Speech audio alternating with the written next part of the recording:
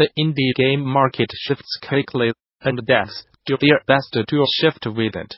Today at DD in San Francisco, longtime indie dev Jason Rohrer hopped on stage to share his observations of how devs can adapt to thrive in an indie game market that's dramatically changed in just the few years between 2013 and 2018.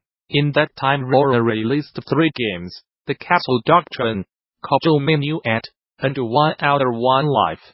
And at DD today, he shared sales data from 2 of them to back up his core thesis that for a variety of reasons, self-contained games with defined paths and endpoints, think Tacoma, The Witness, are now significantly more risky to make than infinite situation generator games like Stardew Valley and Slime Rancher. This is a talk primarily about financial results. It's a strange talk for me to give, he said. By way of opening, a lot of the results are going to be comparing my 17th game to my 18th game.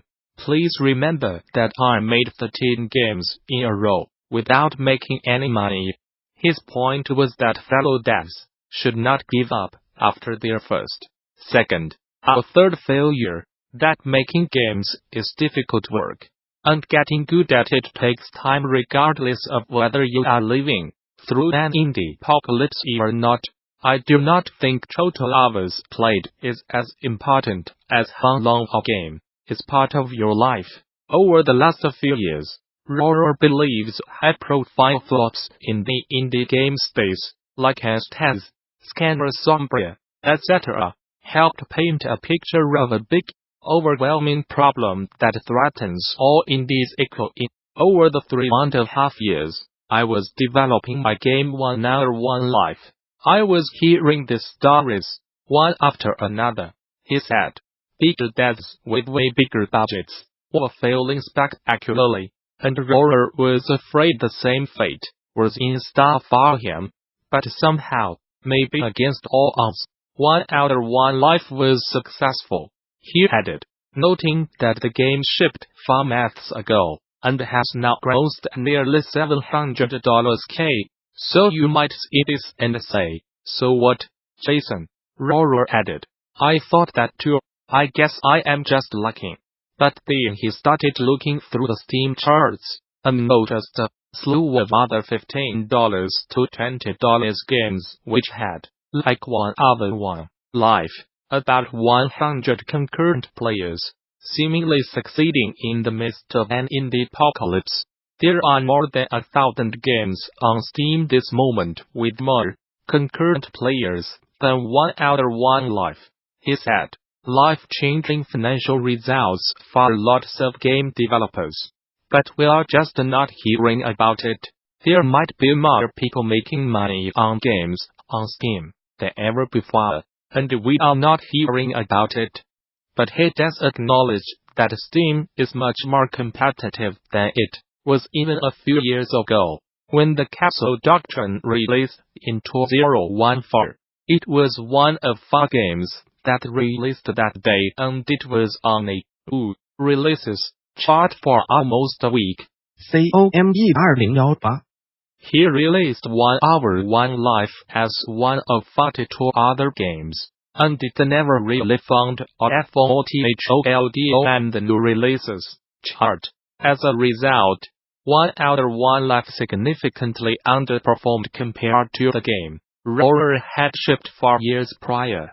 Knowing that most games see their biggest sales on launch day and launch week, Rohrer says he began to despair. The indiepocalypse is real.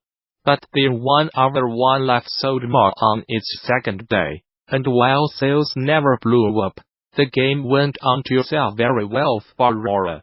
Now, as noted earlier, it's a bona fide success that has able to sell both on and off Steam. Looking back over what had changed in the 4 years between Castle Doctrine and One Outer One Life, the press kind of died along the way, said Rohrer. Not that it does not exist, but that its influence, in terms of game sales, seems to have dried up substantially. I do not know if people are not reading it, or are not responding to it the same way. But it's just not having the sales impact it used to. When Rohrer saw a big jump in 1 hour, 1 life sales in its second month on the market, he felt he had seen a key piece of the modern indie games business, word of mouth. He guessed that high-profile indie games, like Where the Water Tastes, like Why We're Having a Hard Time, because even after glowing press coverage, people were not playing enough of the games for long enough periods, and thus not creating enough opportunities to talk up the game to their friends, to measurably boost the sales. With that in mind, Rohrer tried to create a way of measuring the average playtime for games, using a script that scraped Steam for data on how long players were playing specific games. As he studied the results, he started to think that while the high average hours played is a good indicator someone likes a game, it's how long they actively play it before shelving it and often ever touching it again that matters. I do not think total hours played is as important as how long a game is part of your life, said Rohrer. This idea of a game span metric is key for devs to track and study, he thinks, because the nature of games is changing from discrete, self-contained experiences to longer spans of time spent playing in broader games like Rust, often with your friends or at their recommendation. I can name 8 people, by name, who bought Rust to play with me, because I kept talking about it, he said, offering an anecdotal example from his own life. Rohrer's argument is simple enough that near the end of his story, summed it up in a slide. Consumable games players can finish and put aside are more risky than infinite unique situation generators like Subnautica and Staxel. The indiepocalypse in concept is not real, but something has changed, he concluded. If you want to reduce your risk in this modern ecosystem, it's pretty simple, make unique situation generators. He cautions that he might be giving this advice, even if nothing resembling an indiepocalypse ever happened, because these infinitely replayable games are good games that many people, including Rohrer, enjoy playing. The Gamasutra Job board is the most diverse, active and established board of its kind for the video game industry. Here is just one of the many positions being advertised right now. Location: Helsinki, Finland. Housemarque has a track record of 20 years of developing top-notch games with focus on tight gameplay, impeccable audiovisual execution, and technical excellence. We think we are a perfect workplace for talented people with interest in self-development and passion for games. We are working on exceptional new projects, and we want you to play a part in making them happen. Our company's purpose is to, we offer, the job. The ideal candidate will have a strong game design background, multiple game credits on the passion for shipping high-quality products with a fun, collaborative team. Candidate should have phenomenal communication skills, proven leadership experience, a strong design background, and a stellar track record of shipping AAA games. Responsibilities. Requirements. PL United States says, interested? Apply now. Whether you are just starting out, looking for something new, or just seeing what's out there, the Gamasutra Job board is the place where game developers move ahead in their careers. Gamasutra's job board is the most diverse, most active, and most established board of its kind in the video game industry, serving companies of all sizes, from indie to AAA.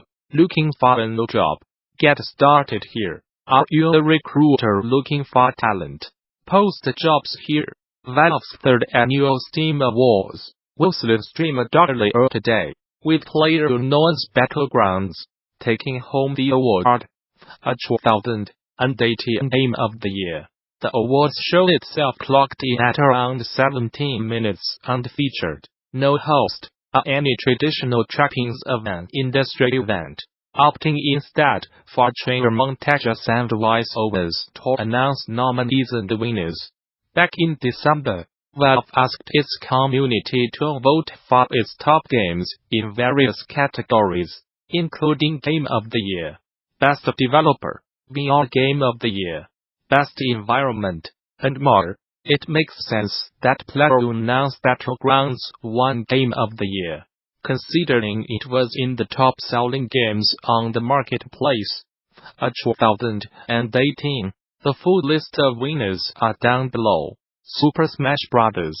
Ultimate surpassed 5 million sales during its first week on shelves.